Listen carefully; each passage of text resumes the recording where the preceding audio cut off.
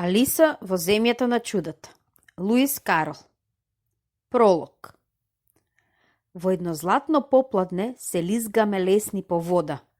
Нашите две весла 6. Детски раце ги раководат.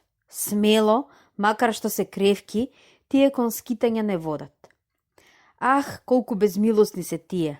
Зар сега да им кажам сказна, зар под вакво красно сонце со приказна да ме казнат? Туку што можам кога сум сам, против 3 јазика масни. Заповеднички првиот глас ми вели: ајде, започнувај веднаш. Вториот понежно со надеж: мора да има глупости вредни. А третиот пак ќе се вмеша: во секоја минута поеднаш.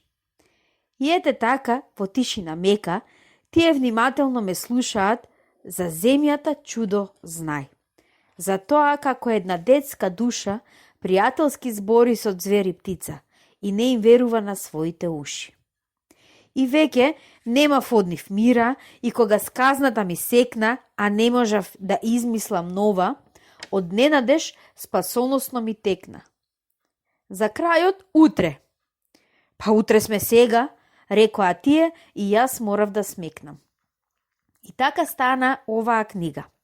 За земјата чудо знај. Ги искував сите чудни случки и кога стасав до крај, се вративме дома во чунот со последниот сончев сјај.